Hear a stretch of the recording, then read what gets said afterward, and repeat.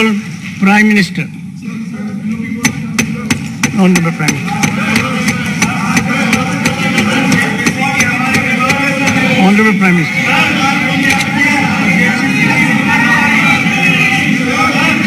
Honorable Prime Minister. आदरणीय सभापति जी, राष्ट्रपति जी के अभिभाषण पर धन्यवाद प्रस्ताव पर जो चर्चा चल रही है, उस चर्चा में शरीक होकर के मैं आदरणीय राष्ट्रपति जी का आदरपूर्वक धन्यवाद करता हूं। आदरणीय राष्ट्रपति जी का अभिनंदन करता हूं।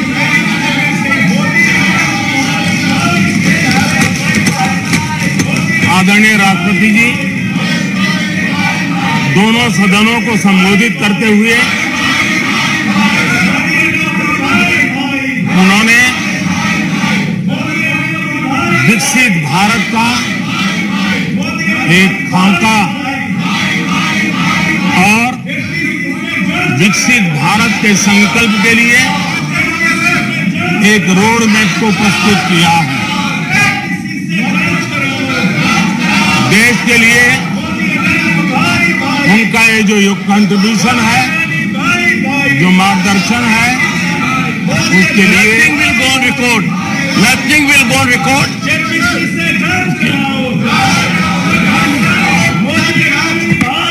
Honorable members, honorable members, honorable members, take your seat. Honorable members, honorable members, honorable members, take your seat. I call upon honorable members to observe decorum and take your seats. Honorable members,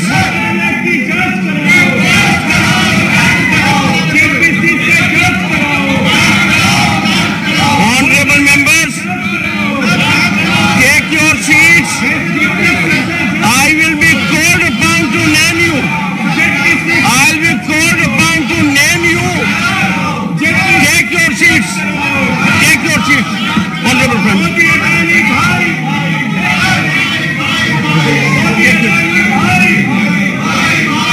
Honorable friends. Nothing will go on record except the Honorable Prime Minister's address. आदरणीय सभापति जी,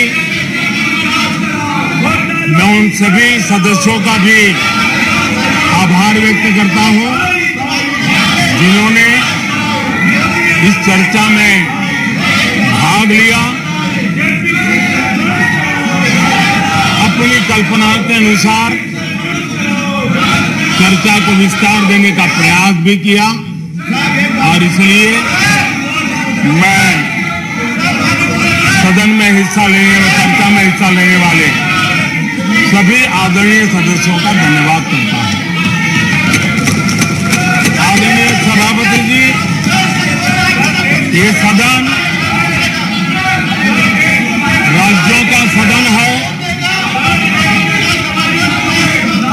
बीते दशकों में अनेक बुद्धिजीवियों ने इस सदन से देश को दिशा दी है, देश का मार्गदर्शन किया है। इस सदन में अनेक साथी ऐसे हैं जो अपने व्यक्तिगत जीवन में भी बहुत कुछ सिद्धियां प्राप्त की हुई है, अपने व्यक्तिगत जीवन में बहुत बड़े काम भी किए हुए हैं। और इसलिए इस सदन में जो भी बात होती है, उस बात को देश बहुत गंभीरता से सुनता है और देश उसे बहुत गंभीरता से लेता है। लेकिन आदरणीय सभापति जी, ये भी दुर्भाग्यपूर्ण है, इतने महत्वपूर्ण सदन में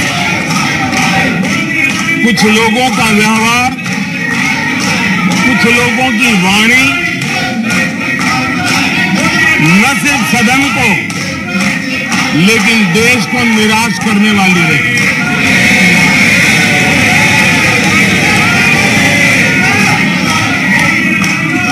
इस प्रकार की वृत्ति प्रवृत्ति के माननीय सदस्यों को मैं यही कहूंगा, कीचड़ इसके पास था, कीचड़ उसके पास था, मेरे पास गुलाल।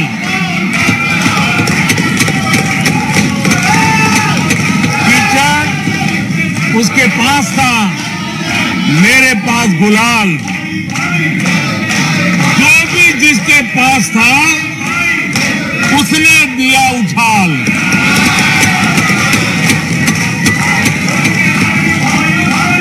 और अच्छा ही है, उछालोगे कमल उतना ही ज्यादा खिलेगा।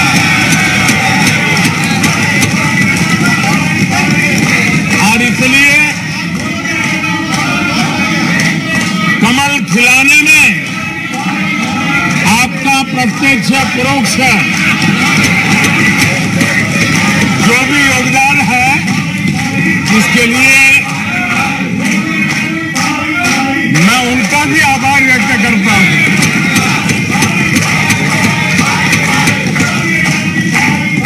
आदरणीय सभापति जी, कल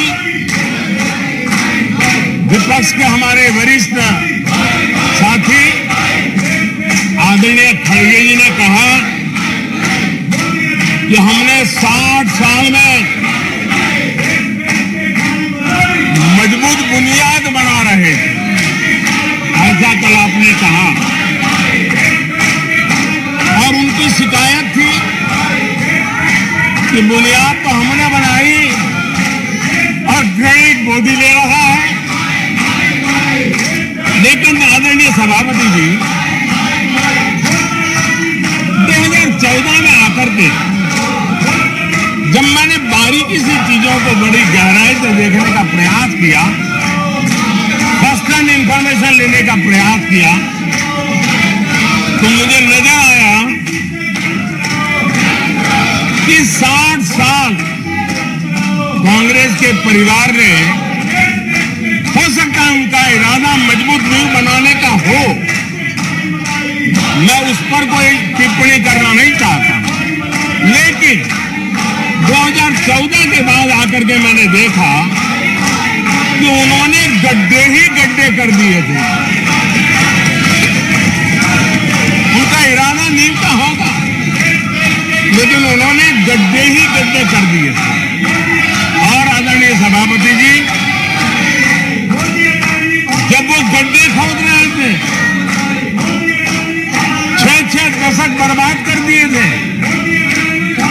उस समय दुनिया के छोटे छोटे देश भी सफलता के शिखरों को छू रहे थे, आगे बढ़ रहे थे।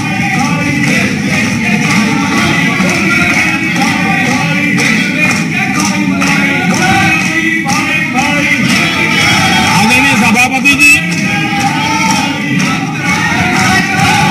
उनका तो वो साल इतना अच्छा माहौल था कि पंचायत से लेकर के पार्लियामेंट तक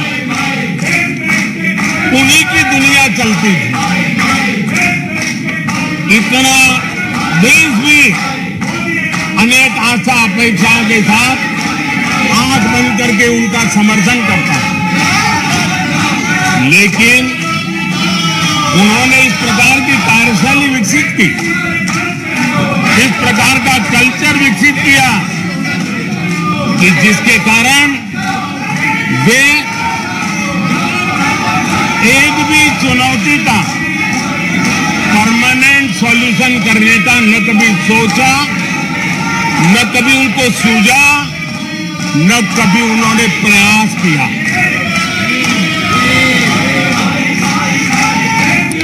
वे बहुत हो हल्ला हो जाता था तो चीजों को छू लेते थे, टोकनिज्म कर लेते थे और फिर आगे चले जाते थे। समस्याओं का समाधान करना ये उनका दायित्व था। देश की जनता समस्याओं से जूझ रही थी। देश की जनता देख रही थी कि समस्या का समाधान कितना बड़ा लाभ कर सकता है, लेकिन उनकी प्रायोरिटीज अलग थी, उनके इरादे अलग थे और उसके कारण किसी भी बात का परमानेंट सॉल्यूशन का प्रयास नहीं किया। आदरणीय सभापति जी, हमारी सरकार की पहचान जो बनी है वो हमारे पुरुषार्थ के कारण बनी है। एक के बाद उठाए गए कदमों के कारण बनी हुई और आज हम परमानेंट सॉल्यूशन की दिशा में आगे बढ़ते रहे हैं। हम एक एक विषय को छू करके भागने वाले लोग नहीं, लेकिन देश की मूलभूत आवश्यकताओं को परमानेंट सॉल्यूशन पर बल देते हुए हम आगे बढ़ रहे हैं। आदरणीय सभापति जी, अगर मैं पानी का ही उदाहरण लूं तो वो जमाना था कि किसी गांव में एक हैंडपंप लगा दिया तो हफ्ते भर उसका उत्सव मनाया जाता था और उस टोकनिज्म से पानी का काम किया करके गाड़ी चलाई जाती थी। कल यहाँ गुजरात का जिक्र कर रहे थे, आप हैरान होंगे, सबसे ज्यादा सीटों से जीतने का उनका जो गौरव था, वैसे एक मुख्यमंत्री एक शहर में पानी की टंकी का उद्घाटन करने गए थे और वो फ्रंट पेज पर हेडलाइन न्यूज था। यानी समस्याओं का टोकनिज्म क्या होता है, कैसे टाला जाता है, ये कल्चर देश ने देखा है। हमने भी पानी की समस्या को सुलझाने के लिए रास्ते अपनाए। हमने जल संरक्षण, जल सिंचन हर पहलू पर ध्यान दिया। हमने कैच द रेन अभियान से जनता को जोड़ा। इतना ही नहीं, आजादी के पहले से अब तक हम सरकार में आने तब तक सिर्फ 3 करोड़ घरों तक नल से जल मिलता था। आदरणीय सभापति जी, पिछले 3-4 साल में आज 11 करोड़ घरों को नल से जल मिल रहा है। भारत पानी की समस्या जो हर परिवार की समस्या होती है, जीवन में उसके बिना चल नहीं सकता और भविष्य की संभावनाओं को भी देखते हुए हमने उसके समाधान के रास्ते चुने। आदरणीय सभापति जी, मैं एक और विषय पर भी जाना चाहता हूं। Empowerment of common people. बैंकों का राष्ट्रीयकरण हुआ था, इस बात से हुआ था कि गरीबों को बैंकों का अधिकार मिले, ऐसी बहानेबाजी की गई थी।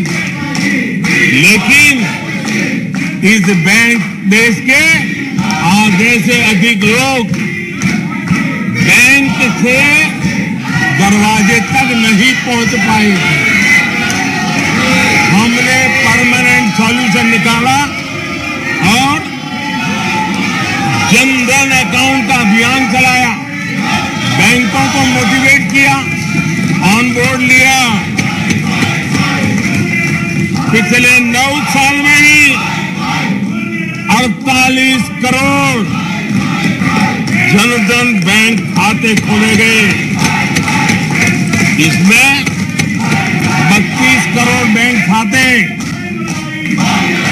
ग्रामीण और कस्बों में हुए हैं, यानी देश के गांव तक प्रगति की मिसाल को ले जाने का प्रयास हुआ। कल खड़गे जी शिकायत कर रहे थे कि मोदी जी बार बार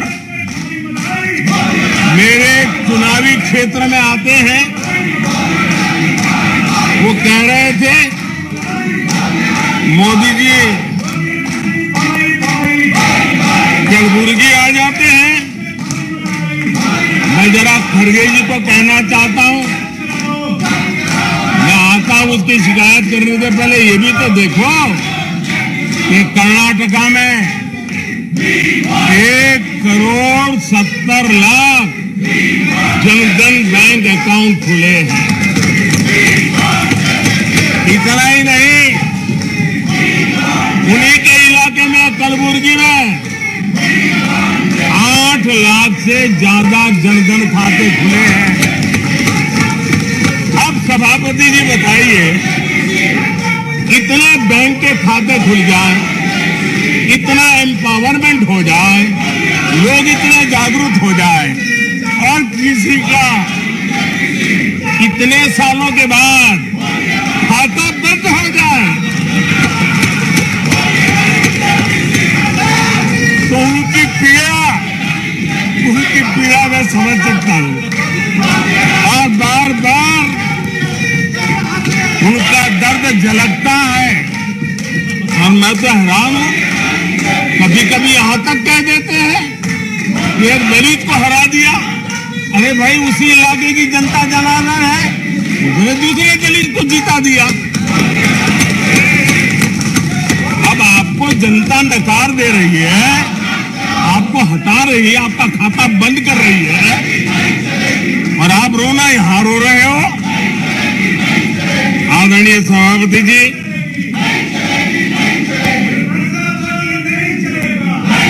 जनधन, आधार, मोबाइल, ये जो त्रिशक्ति है और उसने सीधा डायरेक्ट बेनिफिट ट्रांसफर, उस योजना के तहत पिछले कुछ वर्षों में 27 लाख करोड़ रुपया इस देश के नागरिकों के बैंक खातों में ट्रांसफर किया, हितधारकों के खातों में ट्रांसफर किया है। और मुझे खुशी है कि डायरेक्ट बेनिफिट ट्रांसफर, ये टेक्नोलॉजी का उपयोग करने के कारण इस देश के 2 लाख करोड़ रुपए से ज्यादा पैसे जो किसी इकोसिस्टम के गलत हाथों में जाता था, वो बच गया है। देश की बहुत बड़ी सेवा की है। और मैं जानता हूं, जिस इकोसिस्टम के नागरिकों को, चेले चपाटों को जो 2 लाख करोड़ की ऐसी फायदे मिलते रहते थे, उनका चिल्लाना भी बहुत स्वाभाविक है।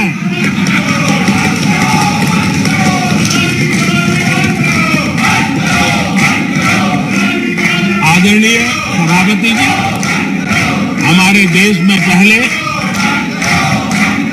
परियोजनाएं अटकाना, लटकाना, भटकाना, ये उनकी कार्य संस्कृति का हिस्सा बन गया था। यही उनका कार्य करने का तरीका बन गया था। ईमानदार टैक्स पेयर की गाढ़ी कमाई, उसका नुकसान होता था। हमने टेक्नोलॉजी का प्लेटफॉर्म तैयार किया, पीएम गति शक्ति मास्टर प्लान लेकर के आए और 1600 लेयर में डेटा के माध्यम से इंफ्रास्ट्रक्चर प्रोजेक्ट्स को गति देने का काम हो रहा है। जो योजनाएं बनाने में महीनों लग जाते थे, वो आज सप्ताहों के भीतर भीतर उसको आगे बढ़ा दिया जाता है, क्योंकि आधुनिक भारत के निर्माण के लिए इंफ्रास्ट्रक्चर का महत्व हम भली भांति समझते हैं, स्केल का भी महत्व समझते हैं, स्पीड का भी महत्व समझते हैं, और टेक्नोलॉजी के माध्यम से परमानेंट सॉल्यूशन और परमानेंट एस्पिरेशन को एड्रेस करने का प्रयास आदरणीय सभापति जी हम कर रहे हैं। आदरणीय सभापति जी, कोई भी जब सरकार में आता है तो देश के लिए कुछ करने के वादे करके आता है, जनता का कुछ भला करने के वादे करके आता है, लेकिन सिर्फ भावनाएं व्यक्त करने से बात बनती नहीं है। आप कह दें कि हम ऐसा चाहते हैं, हम ऐसा चाहते हैं, जैसे कभी कहा जाता था गरीबी हटाओ, 4 दशक हो गए, हुआ कुछ नहीं। इसलिए विकास की गति क्या है,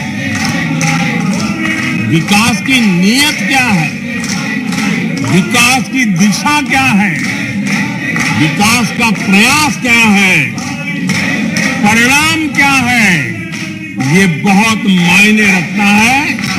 सिर्फ आप कहते रहे कि हम भी कुछ करते थे, इतने से बात बनती नहीं है। आदरणीय सभापति जी, जबकि हम जनता को उनकी प्राथमिकताओं के आधार पर, उनकी आवश्यकताओं, और जब जनता की इतनी बड़ी आवश्यकताओं के लिए मेहनत करते हैं तो हम पर दबाव भी बढ़ता है, हमें मेहनत भी ज्यादा करनी पड़ती है, हमें परिश्रम भी ज्यादा करना पड़ता है। लेकिन हमने, जैसे महात्मा गांधी जी कहते थे, श्रेय और प्रेय, हमने श्रेय का रास्ता चुना है, प्रिय लग जाए आराम कर ले, वो रास्ता हमने नहीं चुना है। मेहनत करनी पड़ेगी तो करेंगे, दिन रात खपाना पड़ेगा तो खपाएंगे, लेकिन जनता जनार्दन के एस्पिरेशन को चोट नहीं पहुंचने देंगे, और उसके एस्पिरेशन सिद्धियों में परिवर्तित हो जाए और देश विकास की यात्रा को पार करे, इसके लिए हम काम करते रहेंगे। इन सपनों को लेकर के चलने वाले हम लोग हैं, और हमने वो करके दिखाया। आदरणीय सभापति जी, अब आप देखिए, देश आजाद हुआ तब से 2014 तक 14 करोड़ एलपीजी कनेक्शन थे, और लोगों की मांग भी थी। लोग सांसदों के पास जाते थे कि हमें एलपीजी कनेक्शन मिल जाए, और उस समय 14 करोड़ घरों में था, डिमांड भी कम थी, प्रेशर भी कम था, आपको गैस लाने के लिए खर्चा भी नहीं करना पड़ता था, आपको गैस पहुंचाने के लिए व्यवस्था, आप भी मजे में, चलती भी गाड़ी, काम होता नहीं था, लोग इंतजार करते रहते थे।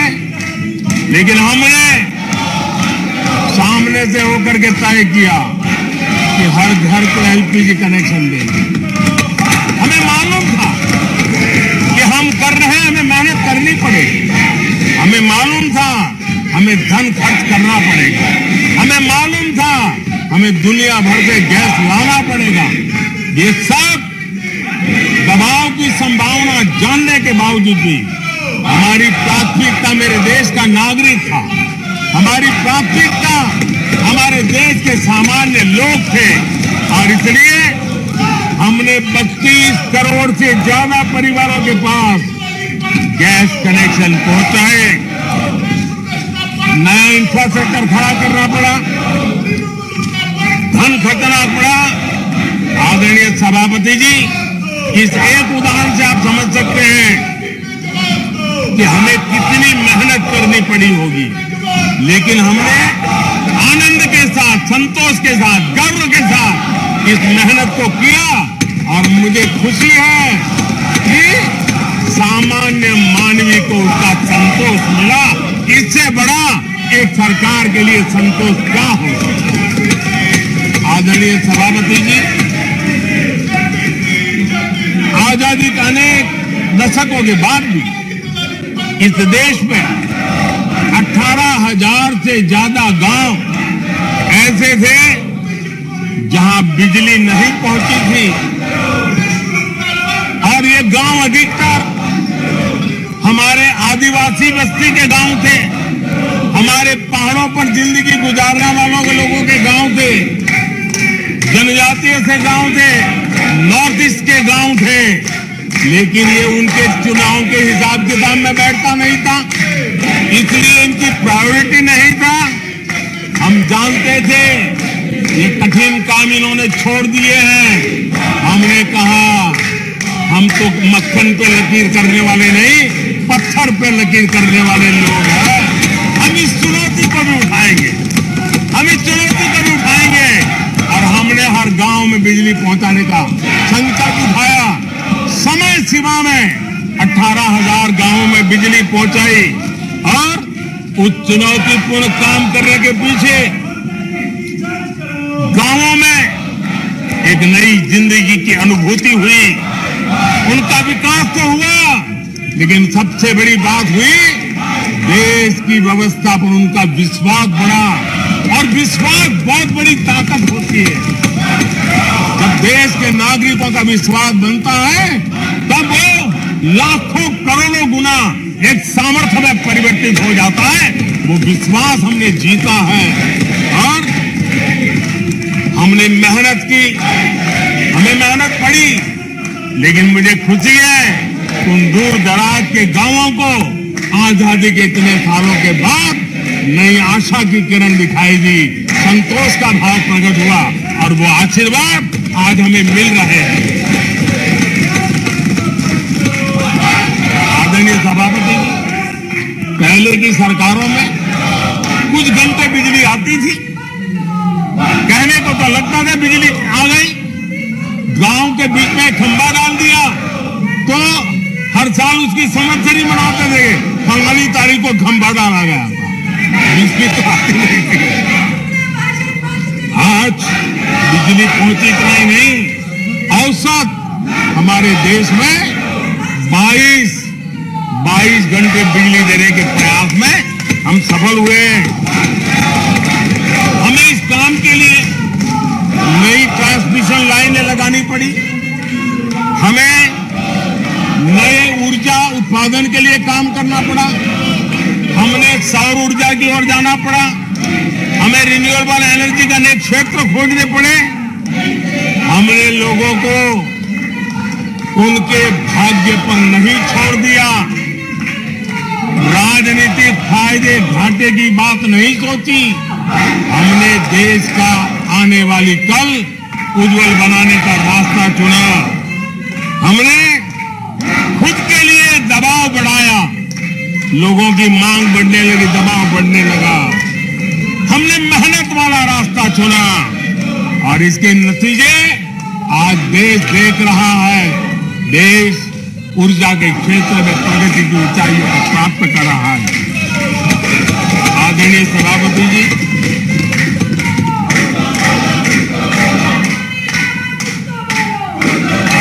हमने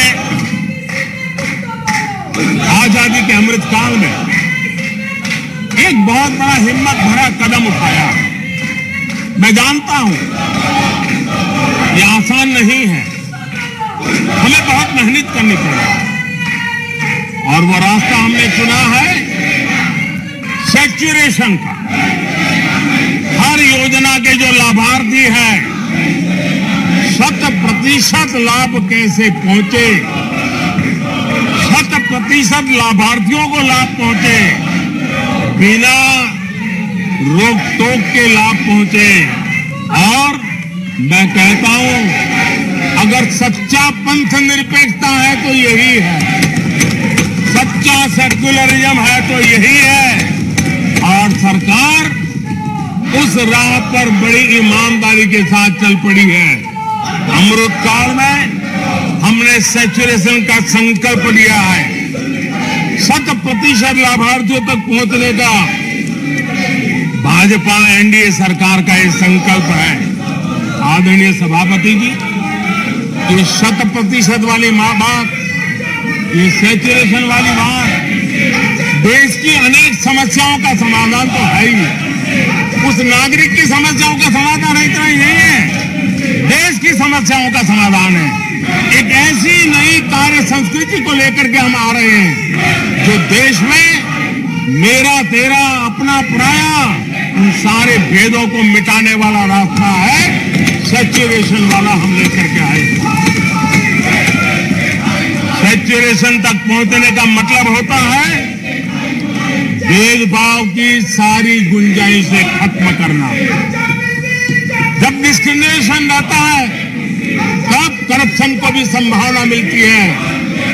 कोई कहेगा मुझे जल्दी दो, तो कहता है इतना दोगे तो दूंगा, लेकिन 100% जाना है तो उसको विश्वास होता है भले इस महीने मुझे नहीं पहुंचा, 3 महीने के बाद पहुंचेगा, लेकिन पहुंचेगा। विश्वास बढ़ता है। ये तुष्टीकरण की आशंकाओं को समाप्त कर देता है। फलानी जाति को मिलेगा, फलाने परिवार को मिलेगा, फलाने गांव को मिलेगा, फलानी बिरादरी को मिलेगा, फलाने पंथ संप्रदाय वालों को मिलेगा। ये सारी तुष्टीकरण की आशंकाओं को खत्म कर देता है।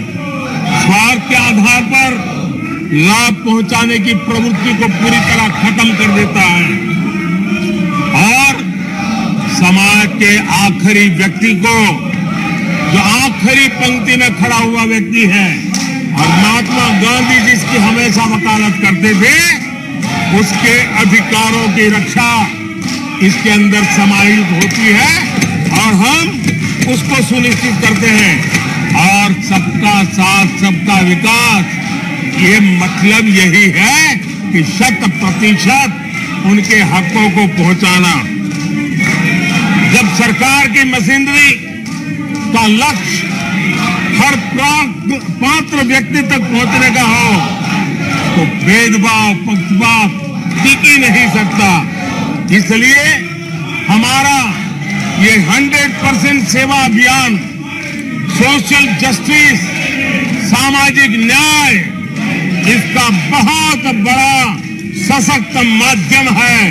यही सामाजिक न्याय की असली गारंटी है। यही सच्ची पंथ निरपेक्षता है। यही सच्चा सेकुलरिज्म है। हम देश को विकास का ये मॉडल दे रहे हैं जिसमें हितधारक सबको उनके हक मिले। देश हमारे साथ है। कांग्रेस को बार बार देश नकार रहा है, लेकिन कांग्रेस और उसके साथी अपनी साजिशों से बाज नहीं आते हैं और जनता ये देख भी रही है और उनको हर मौके पर सजा भी देती रही। आदरणीय सभापति जी, हमारे देश की आजादी में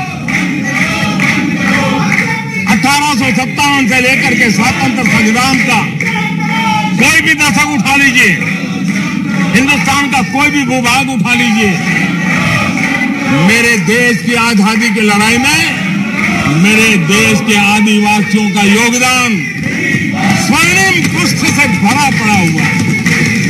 गर्व होता है देश को कि मेरे आदिवासी भाइयों ने आजादी के महात्म्य को समझा था, लेकिन दशकों तक मेरे आदिवासी भाई विकास से वंचित रहे और विश्वास का सेतु तो कभी बन ही नहीं पाया। आशंकाओं से भरी हुई व्यवस्था बनी और उन नौजवानों के मन में बार बार सरकारों के लिए सवाल उठते चले गए, लेकिन उन्होंने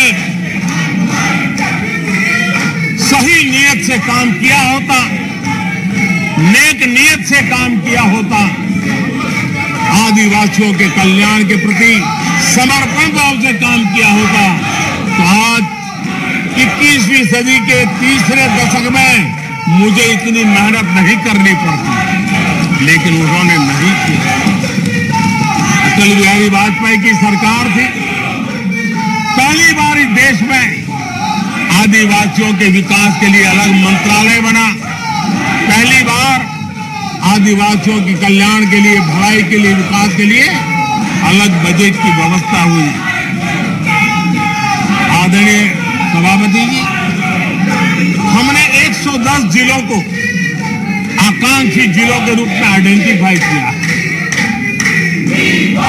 जो विकास में पीछे रह गए, सामाजिक न्याय जैसे महत्व का है, एवं भौगोलिक रूप से भी जो पीछे रह गए हैं उनको न्याय दिलाना उतना ही आवश्यक होता है। और इसलिए हमने 110 आकांक्षी जिले और 110वें आधे से अधिक वो इलाके हैं जहां बहुल जनसंख्या जनजातीय हैं, मेरे आदिवासी भाई बहन रहते हैं। 3 करोड़ से ज्यादा आदिवासी भाइयों को इसका सीधा लाभ मिला है, उनके जीवन में बदलाव आया है। इन क्षेत्रों में शिक्षा, स्वास्थ्य, इंफ्रास्ट्रक्चर, इसमें अभूतपूर्व सुधार हुआ है, क्योंकि हमने 110 जिलों पर विशेष फोकस किया है, उनका रेगुलर मॉनिटरिंग कर रहे हैं। यहां पर हमारे कुछ माननीय सदस्यों ने ट्राइबल सब प्लान की बात का जिक्र किया था। मैं ऐसे साथियों का अनुरोध करता हूं कि जरा समय निकाल करके किसी पढ़े लिखे व्यक्ति की मदद लेकर के बैठिए, जो बजट को अध्ययन कर सकता है, थोड़ा समझा सकता है, और आप देखेंगे तो पता चलेगा कि बजट में शेड्यूल्ड ट्राइब कंपोनेंट फंड्स, इसके तहत 2014 के पहले की तुलना में 5 गुना अधिक वृद्धि हुई है।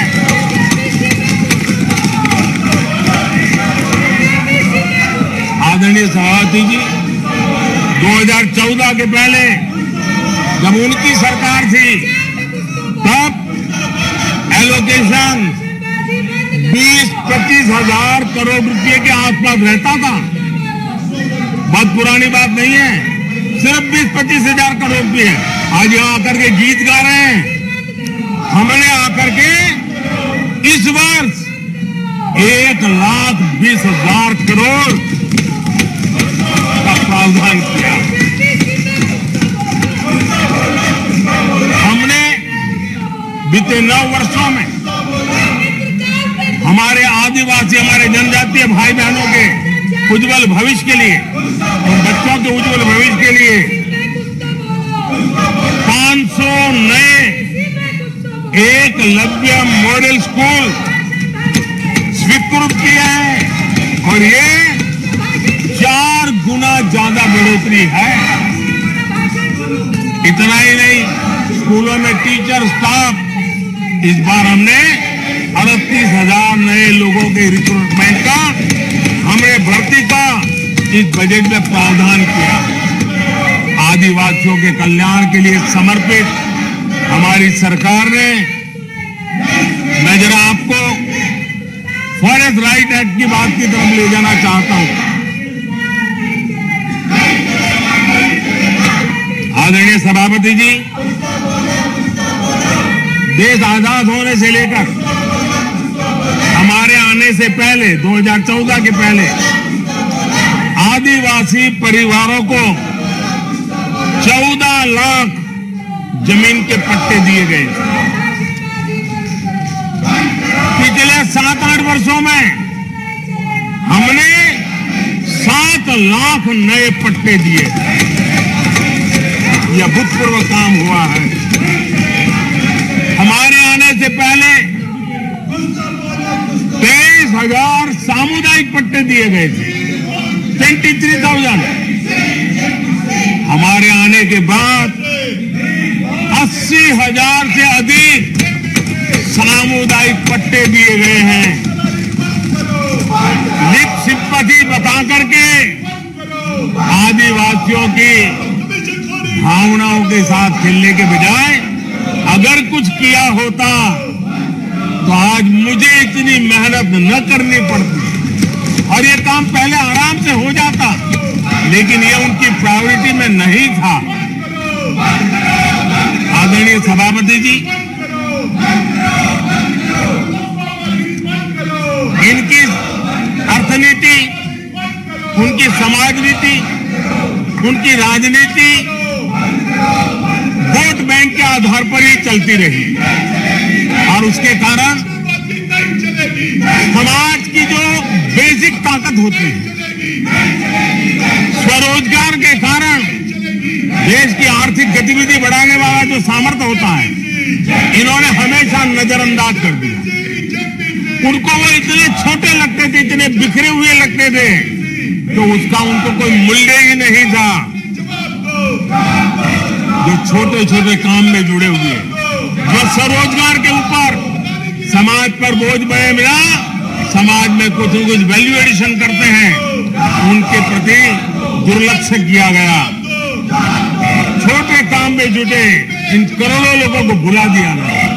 मुझे गर्व है कि मेरी सरकार ने रेहड़ी वाले, ठेले वाले, फुटपाथ पर व्यापार करने वाले लोगों की सुन ले, ब्याज के चक्कर में जिनके जीवन तबाह हो जाते थे, दिन भर का पसीना ब्याजखोरों के घर जाकर के चुकाना पड़ता था, उन गरीबों की चिंता हमने की, उन रेहड़ी ठेले पटरी वालों की चिंता हमने की। और आदरणीय सभापति जी, हमने इतना ही नहीं, हमारे विश्वकर्मा समुदाय जो समाज निर्माण के अंदर एक भूमिका देते हैं, जो अपने हाथ से औजार की मदद से कुछ न कुछ सृजन करते रहते हैं, समाज की आवश्यकताओं की बहुत बड़ी मात्रा में पूर्ति करते हैं। चाहे हमारा बंजारा समुदाय हो, चाहे हमारे गुमिंद जाति के लोग हैं, हमने उनकी चिंता करने का काम किया है। पीएम स्वनिधि योजना हो, पीएम विश्वकर्मा योजना हो, जिसके द्वारा हमने समाज के इन लोगों की मजबूती के लिए काम किया है, उनके सामर्थ्य को बढ़ाने के लिए काम किया। आदरणीय सभापति जी, आप तो स्वयं किसान पुत्र हैं। इस देश के किसानों के साथ क्या बीती है, ऊपर के कुछ एक वर्ग को संभाल लेना और उन्हीं से अपनी राजनीति चलाए रखना, यही सिलसिला चला। इस देश की कृषि की सच्ची ताकत छोटे किसानों में है। 1 एकड़ 2 एकड़ भूमि का वो बड़ा मुश्किल से 80-85% इस देश का ये वर्ग है। इन छोटे किसान उपेक्षित थे, उनकी आवाज कोई सुनने वाला नहीं था। हमारी सरकार ने छोटे किसानों पर ध्यान केंद्रित किया, छोटे किसानों को फॉर्मल बैंकिंग के साथ जोड़ा। आज साल में 3 बार सीधे पीएम किसान सम्मान निधि छोटे किसान के खाते में जमा होती है।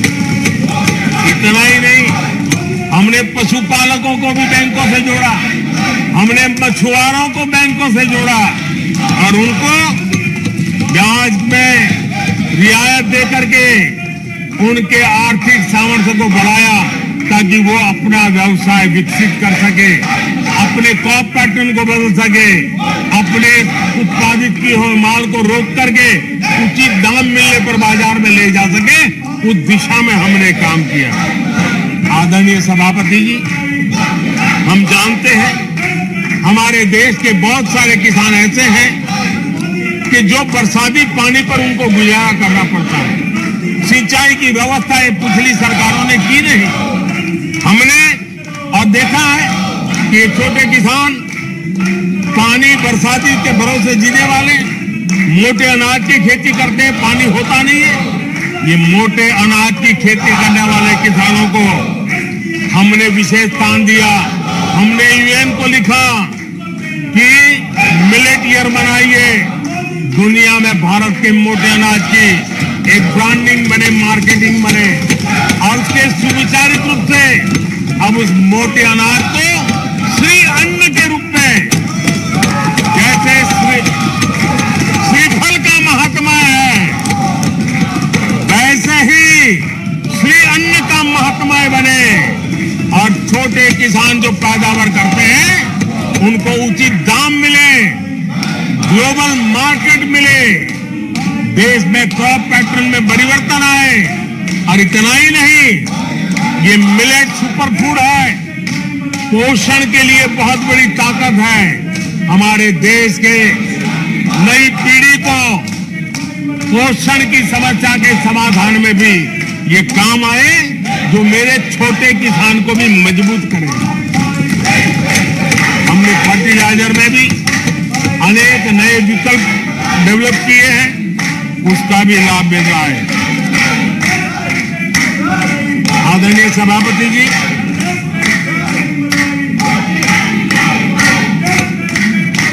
हमें बड़े कन्विक्शन के साथ मैं मानता हूं कि जब निर्णय प्रक्रिया में माताओं बहनों की भागीदारी बढ़ती है तो परिणाम अच्छे मिलते हैं, जल्दी मिलते हैं और निर्धारित लक्ष्य को प्राप्त करने वाले होते हैं।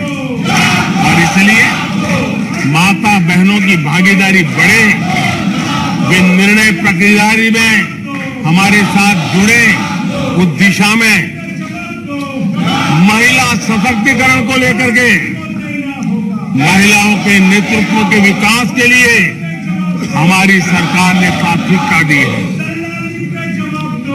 सदन में हमारे एक माननीय सदस्य ने कहा कि महिलाओं को टॉयलेट देने से क्या महिलाओं का विकास हो जाएगा? हो सकता है उनका ध्यान सिर्फ टॉयलेट पे गया हो, वो उनकी कठिनाई होगी, लेकिन मैं जरा बताना चाहता हूं, मुझे इस बात का गर्व है और मैं गर्व अनुभव करता हूं, क्योंकि मैं राज्य में रह करके आया हूं, मैंने गांव में जिंदगी गुजार के आया हूं। मुझे गर्व है कि 11 करोड़ शौचालय बना करके मैंने मेरी माताओं बहनों को इज्जत कर दिया है। मुझे इस बात का गर्व है। हमारी माताओं बहनों, हमारी बेटियों के जीवन चक्र की तरफ जरा नजर करें। हमारी सरकार माताओं बहनों के सशक्तिकरण के लिए कितनी संवेदनशील है, उसकी तरफ मैं जरा ध्यान आकर्षित करना चाहता हूं। और जिनको सिर्फ टॉयलेट पे ही सोच अटक गई थी, वो जरा कान खुल करके सुने, ताकि आगे जाकर ये बताने में उनको सुविधा होगी। गर्भावस्था के दौरान शिशु को पौष्टिक खाना मिले, इसके लिए हमने मातृ वंदना योजना चलाई। और इसके लिए प्रेगनेंसी के समय महिला के बैंक खाते में सीधा पैसा जाए, ताकि उसको पोषण से उसके गर्भ में जो बच्चा है उसके स्वास्थ्य को भी लाभ हो। हमारे यहाँ माता मृत्यु दर, शिशु मृत्यु दर, इस गंभीर समस्या से मुक्ति का एक उपाय इंस्टीट्यूशनल डिलीवरी। हमारे गरीब से गरीब मां की इंस्टीट्यूशनल डिलीवरी हो, शिशु का जन्म अस्पताल में हो, इसके लिए हमने धन भी खर्च करना तय किया और व्यापक अभियान भी चलाया और उसके सुफल दिखाई भी दे रहे हैं। हम जानते हैं किसी न किसी मानसिक विकृति के कारण बेटियों को मां के कोख में ही मारने की प्रवृत्ति बढ़ गई थी। ये समाज के लिए कलंक था। हमने बेटी बचाओ अभियान चलाया और आज मुझे खुशी है कि बेटे जन्म लेते हैं, उसकी तुलना में बेटियों की संख्या बढ़ रही है। ये हमारे लिए संतोष का विषय है। हमने बेटियों की रक्षा का काम किया है। बेटी जब बड़ी होकर स्कूल जाए और शौचालय के अभाव में 5वीं 6ठी कक्षा में आते आते स्कूल छोड़ दें, हमने उस चिंता को भी किया और स्कूलों में बच्चियों के लिए अलग टॉयलेट बनाए ताकि मेरी बच्चियों को स्कूल छोड़ना न पड़े। ये हमने चिंता की। बेटी की शिक्षा जारी रहे और इसलिए हमने सुकन्या समृद्धि योजना, जिसमें अधिक ब्याज दे करके बेटियों को सुरक्षित शिक्षा की व्यवस्था का प्रबंध किया ताकि परिवार भी उनको प्रोत्साहन दे। बेटी बड़ी होकर अपना काम करने के लिए बिना गारंटी मुद्रा योजना से लोन ले सके, अपने पैरों पे खड़ी हो सके। और मुझे खुशी है कि मुद्रा योजना के लाभार्थियों में 70% हमारी माताएं बेटियां हैं। हमने ये काम किया है।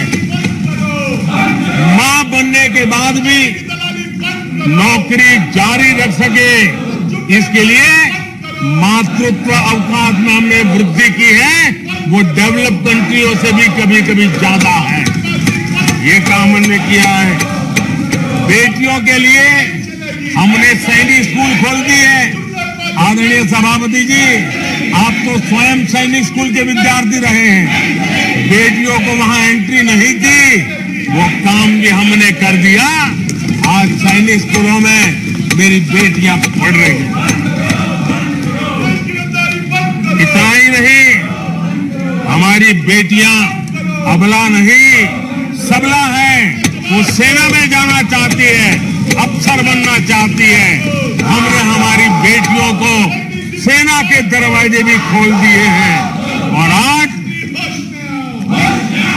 गर्व होता है सियाचिन में मेरे देश की कोई बेटी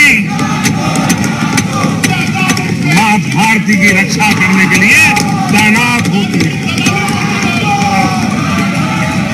बेटी को गांव में कमाई के अवसर मिले और इसके लिए हमने विमेन सेल्फ हेल्प ग्रुप, उसको एक नई ताकत दी, वैल्यू एडिशन किया और बैंकों से मिलने वाली उनके रकम में बहुत बड़ा इजाफा किया। और इसलिए वो भी हमने उनकी प्रगति के लिए हमारी माताओं, बेटियों को, बहनों को लकड़ी के धुएं से जिंदगी में मुसीबतें झेलनी न पड़े, इसलिए हमने उज्ज्वला योजना से गैस का कनेक्शन दिया।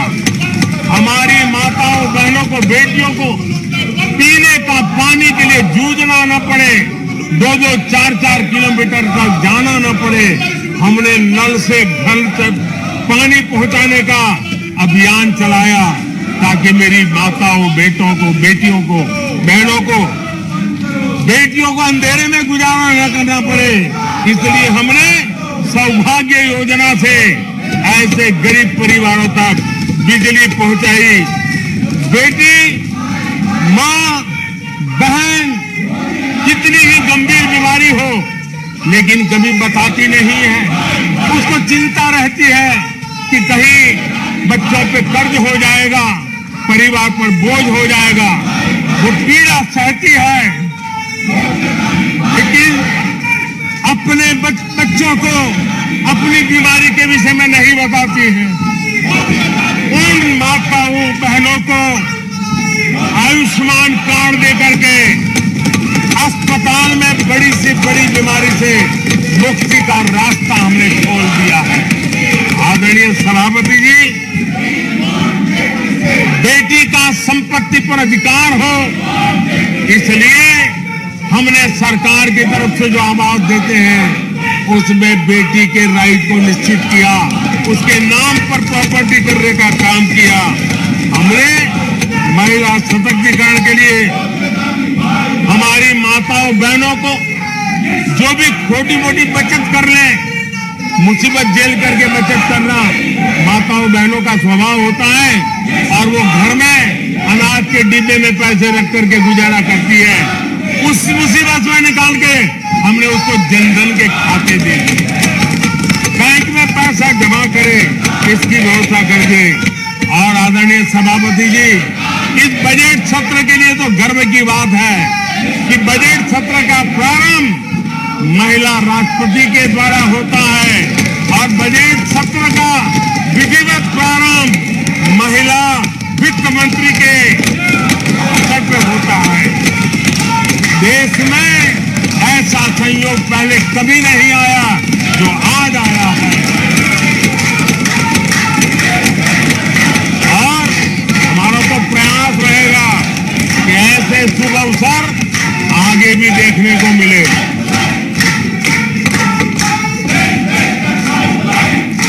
आदरणीय सभापति जी,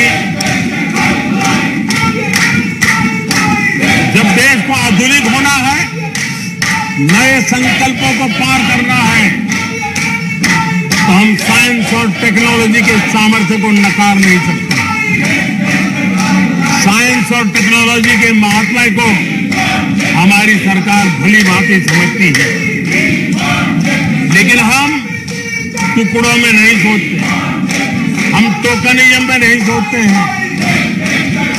हम साइंस और टेक्नोलॉजी की तरफ से देश को आगे बढ़ाने के लिए हर दिशा में काम कर रहे हैं, सार्वत्रिक प्रयास कर रहे हैं, अनेक इनिशिएटिव ले रहे हैं और इसलिए बचपन में साइंटिफिक टेम्परामेंट डेवलप करने के लिए अटल टिंकरिंग लैब, ये वैज्ञानिक सोच के निर्माण के लिए स्कूल के लेवल पर बच्चों को हमने अवसर दिया। उससे थोड़ा आगे निकले, बच्चा कुछ करना शुरू कर ले, तो हमने अटल इंक्यूबेशन सेंटर खड़े किए ताकि कुछ अगर अच्छी प्रगति की है तो उसको वो वायुमंडल मिले, ताकि वो टेक्नोलॉजी में कन्वर्ट करने के लिए वो खोज, वो इनोवेशन काम आ जाए। इसके लिए हमने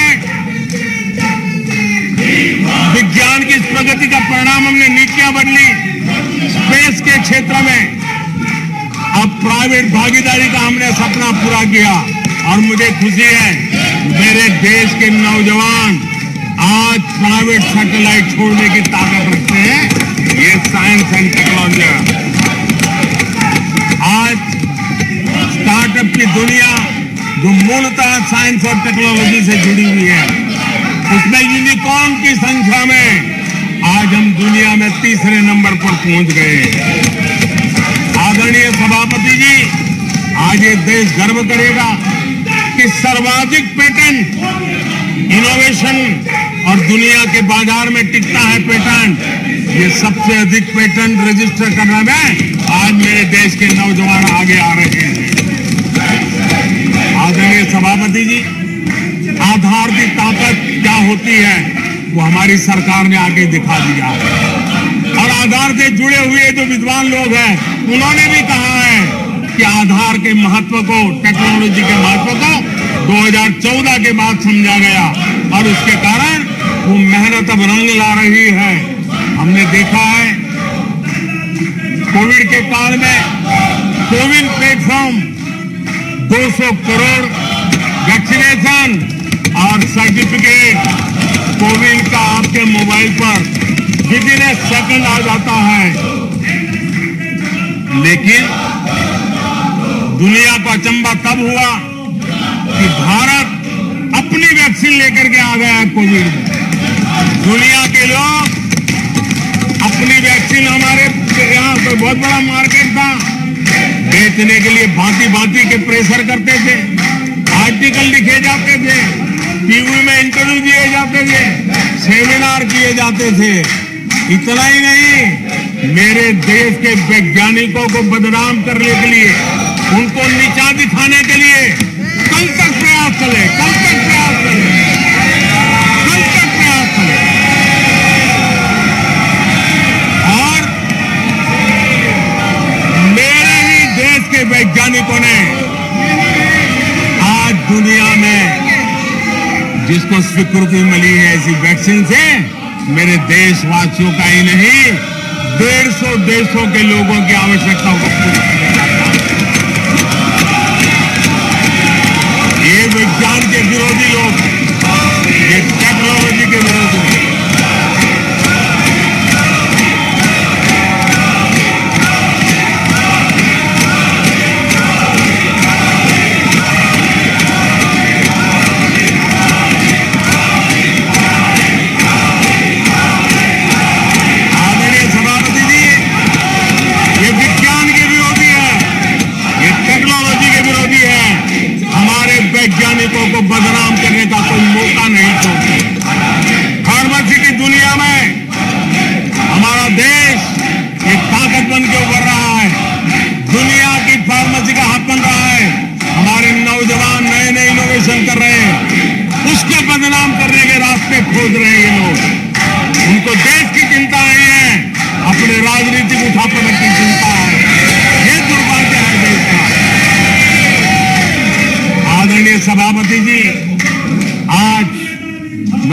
दिल्ली में था, G20 देश के समूह डिजिटल इंडिया इनको समझने के लिए लड़ाई रहते थे।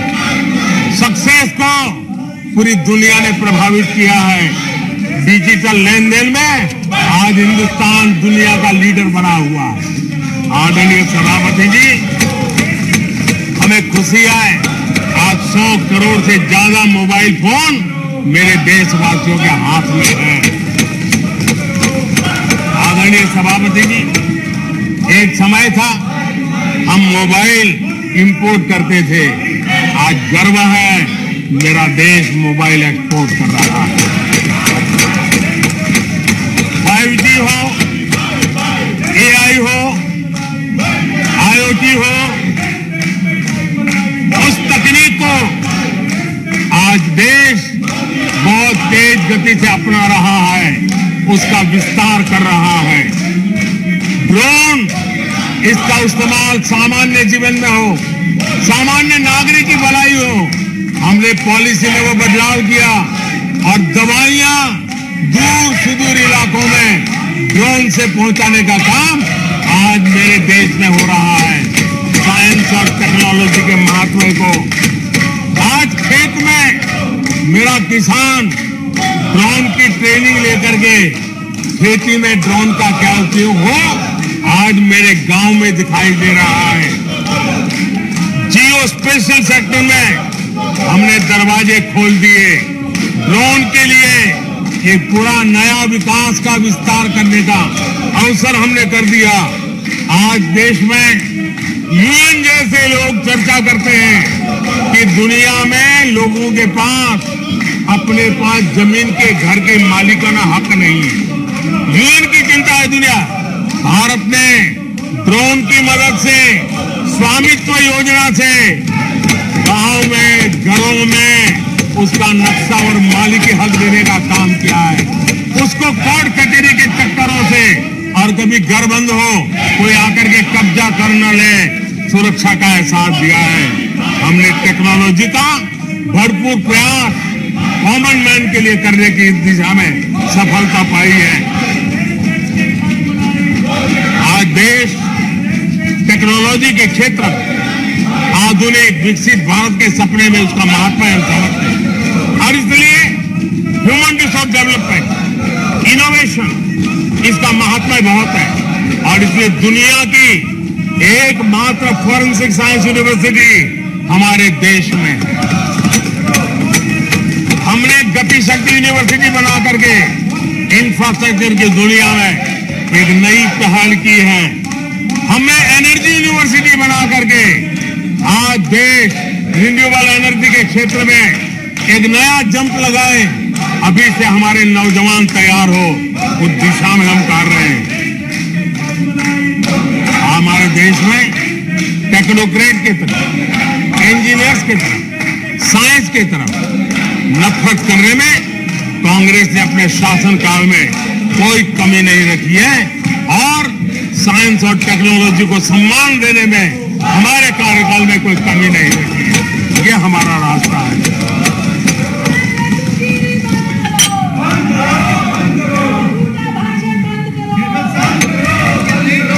आदरणीय सभापति जी, यहाँ रोजगार की भी चर्चा हुई। मैं हैरान हूं कि जो अपने आप को सबसे लंबे समय तक सार्वजनिक जीवन का दावा करते हैं, इनको ये मालूम नहीं है कि नौकरी और रोजगार में फर्क होता है। जिनको नौकरी और रोजगार का फर्क समझ नहीं है, वो हमें उपदेश दे रहे हैं। आदरणीय सभापति जी, नए नए नैरेटिव गढ़ने के लिए आधी अधूरी चीजों को पकड़ करके झूठ फैलाने के प्रयास हो रहे हैं। बीते 9 वर्ष में अर्थव्यवस्थाओं का जो विस्तार हुआ है, नए सेक्टर्स में रोजगार की नई संभावनाएं बनी। आज ग्रीन इकोनॉमी में देश जिस प्रकार से आगे बढ़ रहा है, उसने ग्रीन जॉब की बहुत बड़ी संभावनाएं धरती पर उतार करके दिखाई है और अधिक संभावनाएं बनी हुई है। डिजिटल इंडिया के विस्तार से डिजिटल इकोनॉमी, उसका भी एक नया क्षेत्र। आज सर्विस सेक्टर में डिजिटल इंडिया एक नई बुलंदी पर है। 5 लाख कॉमन सर्विस सेंटर, गांव के अंदर एक एक कॉमन सर्विस सेंटर में 2-2, 5-5 लोग रोजी रोटी कमाते हैं। और दूर सुदूर जंगलों के छोटे छोटे गांव में भी कॉमन सर्विस सेंटर में आज हमारे देश की आवश्यक सेवाएं गांव के लोगों को एक बटन पर उपलब्ध हो, ये व्यवस्था हुई है। डिजिटल इकोनॉमी ने अनेक नए रोजगार की संभावनाएं पैदा की। आदरणीय सभापति जी, 90,000 रजिस्टर्ड स्टार्टअप, इसने भी रोजगार के नए द्वार खोले हैं। अप्रैल से नवंबर 2022 के दौरान ईपीएफओ पेरोल में 1 करोड़ से अधिक लोग जोड़े गए हैं। 1 करोड़ से अधिक लोग। आदरणीय सभापति जी, आत्मनिर्भर भारत रोजगार योजना, इसके जरिए 60 लाख से अधिक नए कर्मचारियों का लाभ हुआ है। आत्मनिर्भर भारत अभियान के तहत हमने अपने उद्यमियों के लिए स्पेस, डिफेंस, ड्रोन, माइनिंग, कोल अनेक क्षेत्रों को खोला है, जिसके कारण रोजगार की संभावना में नई गति आई है। और देखिए, हमारे नौजवानों ने इन सारे कदमों का आगे आकर के अवसर लिया, उठाया है, उसका फायदा। आदरणीय सभापति जी, रक्षा के क्षेत्र में यह देश आत्मनिर्भर बने, ये देश के लिए बहुत आवश्यक है। मुझे खुशी है कि रक्षा के क्षेत्र आत्मनिर्भरता का मिशन लेके हम चले। आज 350 से ज्यादा निजी कंपनियां रक्षा के क्षेत्र में आई है और करीब करीब 1 लाख करोड़ रुपए का एक्सपोर्ट रक्षा के क्षेत्र में मेरा देश कर रहा है। और अभूतपूर्व रोजगार इस क्षेत्र में भी पैदा हुए हैं। आदरणीय सभापति जी, रिटेल से लेकर के टूरिज्म तक हर सेक्टर का विस्तार हुआ है। खादी और ग्रामोद्योग, महात्मा गांधी के साथ जो व्यवस्था जुड़ी हुई है, खादी ग्रामोद्योग को भी डुबो दिया था। आजादी के बाद सर्वाधिक खादी ग्रामोद्योग के रिकॉर्ड तोड़ने का काम हमारे कालखंड में हुआ है। आदरणीय सभापति जी, इंफ्रास्ट्रक्चर में हो रहा रिकॉर्ड निवेश, चाहे रेल का काम होता हो, रोड का काम होता हो, पोर्ट का काम होता हो, एयरपोर्ट का काम होता हो, प्रधानमंत्री ग्राम सड़क योजनाएं बनती हो, ये सारे इंफ्रास्ट्रक्चर के काम, उसके लिए जो मटेरियल लगता है, उस इंडस्ट्री में रोजगार की संभावनाएं बढ़ी है। हर जगह निर्माण कार्य के अंदर मजदूर से लेकर मैकेनिक तक हर प्रकार के रोजगार की संभावनाएं, इंजीनियर से लेकर के श्रमिक तक हर किसी के लिए रोजगार के नए अवसर बने हैं। और उसी के कारण यूथ विरोधी नीति लेकर के चले हुए लोगों को आज यूथ नकार रहा है। और यूथ के भलाई के लिए हम जिन नीतियों को लेकर के चल रहे हैं, इसको आज देश स्वीकार कर रहा है।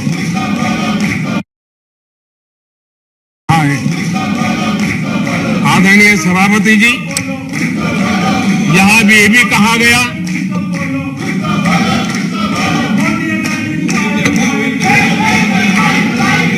आदरणीय सभापति जी, यहां ये भी कहा गया कि सरकार की योजनाओं को उनके नामों को लेकर के आपत्ति उठाई। कुछ लोगों को ये भी परेशानी है कि नामों में कुछ संस्कृत टच है। बताइए, इसकी भी परेशानी। आदरणीय सभापति जी, मैंने किसी अखबार में पढ़ा था, मैं कोई वेरीफाई तो नहीं किया है, और रिपोर्ट कह रही थी 600 जितनी सरकारी योजनाएं सिर्फ गांधी नेहरू परिवार के नाम पे है।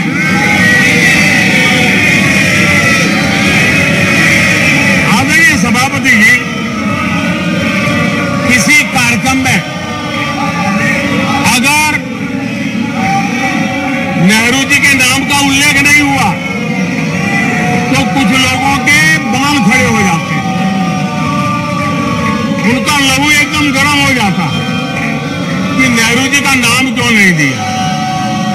आदरणीय सभापति जी, मैं बहुत आश्चर्य होता है कि चलो भाई, हमसे कभी छूट जाता होगा नेहरू जी का नाम, और छूट जाता होता होगा हम ठीक भी कर लेंगे क्योंकि वो देश के पहले प्रधानमंत्री थे।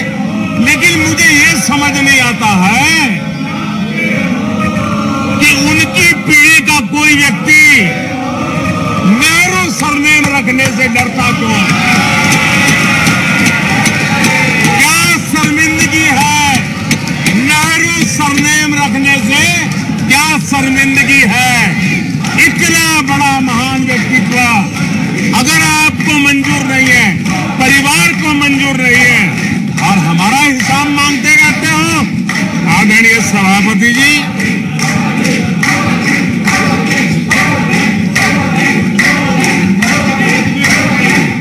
कुछ लोगों को समझना होगा, ये सदियों पुराना देश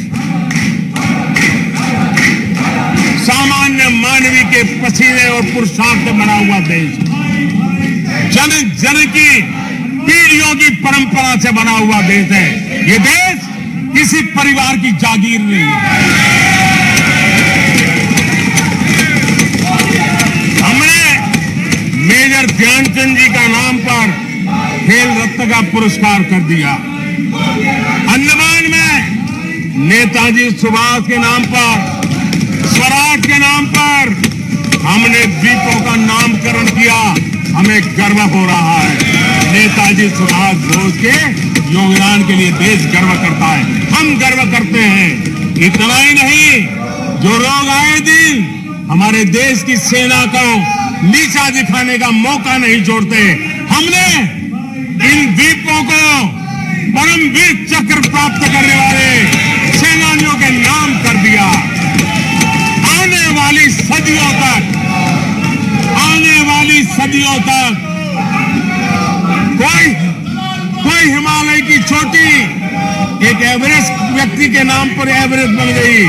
मेरे द्वीप समूह मेरे परम वीर चक्र विजेता मेरे देश के सेनानियों के नाम कर दिया।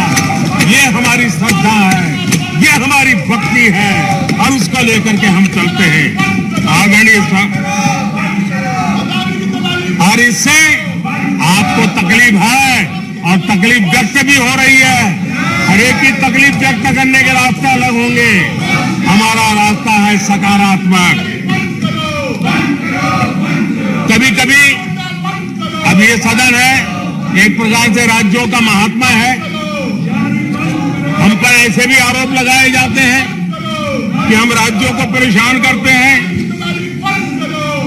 आदरणीय सभापति जी, मैं लंबे अरसे तक राज्य का मुख्यमंत्री रह करके आया हूं। फेडरलिज्म का क्या महत्व होता है वो भली बातें समझता है, उसको जी करके आया हूं। और इसलिए हमने कोऑपरेटिव कॉम्पिटिटिव फेडरलिज्म पर बल दिया है। आओ हम पर्दा करें, हम आगे बढ़े, हम सहयोग करें, हम आगे बढ़े, उस दिशा में हम चले हैं। हमने हमारी नीतियों में नेशनल प्रोग्रेस का भी ध्यान रखना है और रीजनल एस्पिरेशन को भी एड्रेस किया है। National progress and regional aspiration, इसका परफेक्ट कॉम्बिनेशन हमारी नीतियों में दिखा है, क्योंकि हम सब मिलकर के 2047 तक एक विकसित भारत का सपना पूरा करने के लिए चल पड़े हैं। लेकिन जो लोग आज विपक्ष में बैठे हैं, उन्होंने तो राज्यों के अधिकारों की धज्जियां उड़ा दी। जरा मैं कच्चा चिट्ठा आज खोलना चाहता हूं।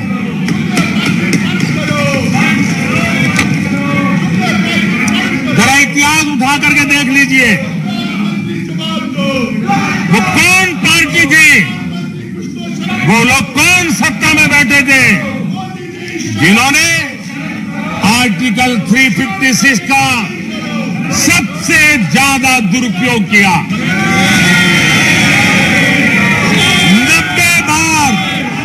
90 बार चुनी हुई सरकारों को गिरा दिया। कौन है वो? कौन है जिन्होंने किया? कौन है जिन्होंने किया? कौन है जिन्होंने किया? इतना ही नहीं सभापति जी, एक प्रधानमंत्री ने आर्टिकल 356 का 50 बार उपयोग किया, आधी सेंचुरी कर दी। वो नाम है श्रीमती इंदिरा गांधी का। 50 बार सरकारों को गिरा दिया। केरल में आज जो लोग इनके साथ खड़े हैं, जरा याद कर लीजिए, थोड़ा बार माइक लगा दीजिए। केरल में वामपंथी सरकार चुनी गई, जिसे पंडित नेहरू पसंद नहीं करते थे। कुछ ही कालखंड के अंदर चुनी हुई पहली सरकार को गर्व कर दिया। आज आप वहां खड़े हैं, आपके साथ क्या हुआ था जरा याद कीजिए। आदरणीय सभापति जी, जरा डीएमके के मित्रों को भी बताता हूं, तमिलनाडु में एमजीआर और करुणानिधि जैसे दिग्गजों की सरकारें, उन सरकारों को भी इन्हीं कांग्रेस वालों ने बर्खास्त कर दिया। एमजीआर की आत्मा देखती होगी आप कहां खड़े हो। यहां पर पीछे बैठे हैं इस सदन के वरिष्ठ सदस्य, और जिनको मैं हमेशा एक आदरणीय नेता मानता हूं, श्रीमान शरद पवार जी। 1980 में शरद पवार जी का आयु 35-40 साल की थी। एक नौजवान मुख्यमंत्री महाराष्ट्र की सेवा करने के लिए निकला था, उनकी सरकार को भी गिरा दिया गया। और आज वो वहां है, आज वो वहां हर क्षेत्रीय नेता को उन्होंने परेशान किया। और एनटीआर के साथ क्या किया? यहां कुछ लोग आज कपड़े बदले होंगे, नाम बदला होगा, ज्योतिषियों की सूचना के अनुसार नाम बदला होगा, लेकिन कभी वो भी उनके साथ थे। वो एनटीआर की सरकार को, और वो तबीयत के लिए अमेरिका गए थे, अपने हेल्थ के लिए गए थे। आपने एनटीआर की सरकार को गिराने का प्रयास किया। ये कांग्रेस की राजनीति का स्तर था। आदरणीय सभापति जी, अखबार निकाल के देख लीजिए, हर अखबार लिखता था कि राजभवनों को कांग्रेस के दफ्तर बना दिए गए हैं, कांग्रेस के हेडक्वार्टर बना दिए गए।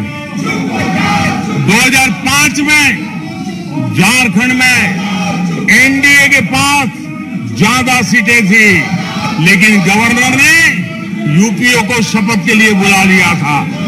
1982 में हरियाणा में भाजपा और देवीलाल के पास प्री पोल उनका एग्रीमेंट था, उसके बावजूद भी गवर्नर ने कांग्रेस की सरकार के लिए निमंत्रण कर दिया था।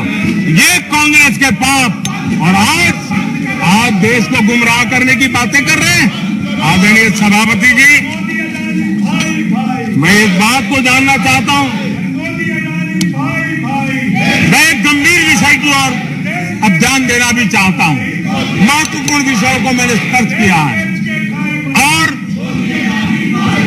आज देश में आर्थिक नीतियों की जिनको समझ नहीं है, जो 24 घंटा राजनीति के सिवा कुछ सोचते नहीं है, जो सत्ता के खेल खेलना यही जिनको सार्वजनिक जीवन का काम दिखता है, उन्होंने अर्थनीति को अनर्थ नीति में परिवर्तित कर दिया। मैं उनको चेतावनी देना चाहता हूं, और मैं इस सदन की गंभीरता के साथ उनसे कहना चाहता हूं कि अपने रिस्पेक्टिव स्टेट को जाके समझाएं कि ये गलत रास्ते पर न चले जाएं। हम हमारे पड़ोस के देशों का हाल देख रहे हैं कि वहां पर क्या हाल हुआ है। अनाप शराब कर्ज लेकर के किस प्रकार के देशों को डुबो दिए गए। आज हमारे देश में भी तत्कालीन लाभ के लिए अगर भुगतान करेगा तो आने वाली पीढ़ी करेगी। हम तो कर्ज करो घी पियो वाला खेल आने वाला देखेगा। ये कुछ राज्यों ने अपनाया है, वो उनका तो तबाह कर देंगे, देश को भी बर्बाद कर देंगे। अब देश अब कर्ज के तले दबते जा रहे हैं। ये देश आज दुनिया में उनको कर्ज देने के लिए कोई तैयार नहीं है। ये मुसीबतों से गुजर रहे हैं। मैं राजनीतिक वैचारिक मतभेद हो सकते हैं, दलों के विषय में एक दूसरे के प्रति टीका टिप्पणी हो सकती है, लेकिन देश की आर्थिक सेहत के साथ खिलवाड़ मत कीजिए। आर्थिक सेहत के साथ खिलवाड़ मत कीजिए। आप ऐसा कोई पाप मत कीजिए जो आपके बच्चों के अधिकारों को छीन ले और आज अपना मौज कर ले और बच्चों के नसीब में बर्बादी छोड़ के चले जाए। ऐसा करके न जाए। आज आपको पॉलिटिकली सूट कर, मैंने तो देखा एक मुख्यमंत्री ने बयान दिया कि भाई अब ठीक है, मैं तो निर्णय करता हूं, अभी मुसीबत मुझे कहां आएगी, 2030-32 के बाद आएगी, जो आएगा वो भुगतेगा। क्या कोई देश ऐसे चलता है क्या? लेकिन ये जो वृत्ति बन रही है वो बहुत चिंता का विषय है। आदरणीय सभापति जी, देश की आर्थिक सेहत के लिए राज्यों ने भी अपनी आर्थिक सेहत के संबंध में डिसिप्लिन का रास्ता चुनना पड़ेगा और तभी जाकर के वे राज्य भी इस विकास की यात्रा का लाभ ले पाएंगे और उनके राज्यों के नागरिकों का भला करने में हमें भी सुविधा हो जाएगी, ताकि हम उन तक लाभ पहुंचाना चाहते हैं। आदरणीय सभापति जी, 2047 में यह देश विकसित भारत बने, ये हम सबका संकल्प है। 140 करोड़ देशवासियों का संकल्प। अब देश पीछे मुड़ करके देखने को तैयार नहीं है। देश लंबी छलांग मारने को तैयार है। जिनकी 2 वक्त की रोटी का सपना था उसको आपने एड्रेस नहीं किया, हमने उसको एड्रेस किया है। जिसको सामाजिक न्याय की अपेक्षा थी जो आपने एड्रेस नहीं किया, हमने एड्रेस किया है। जिन अवसरों को तलाशता था उन अवसरों को उपलब्ध कराने के लिए हमने अनेक कदम उठाए और आजाद भारत का जो सपना है उन सपने को पूरा करने के लिए हम संकल्पबद्ध होकर के चले। और आदरणीय सभापति जी, देश देख रहा है, देश देख रहा है, एक अकेला कितनों को भारी पड़ रहा है, एक अकेला कितनों को भारी पड़ रहा है। अरे नारे बोलने के लिए भी उनको बदल करना पड़ता है। जो भी ये बोलता है घंटे भर से आवाज की जवाब देना। आदरणीय सभापति जी, एक कन्विक्शन के कारण चला हूं, देश के लिए जीता हूं, देश के लिए कुछ करने के लिए निकला हुआ हूं। और इसलिए ये राजनीतिक खेल खेलने वाले लोग उनके अंदर वो हौसला नहीं है, वो ढूंढ रहे हैं, बचने का रास्ता खोज रहे हैं। आदरणीय सभापति जी, राष्ट्रपति जी के उम्दा भाषण को, राष्ट्रपति जी के मार्गदर्शक भाषण को, राष्ट्रपति जी के प्रेरक भाषण को इस सदन के अंदर अभिनंदन करते हुए, धन्यवाद करते हुए आपका भी आभार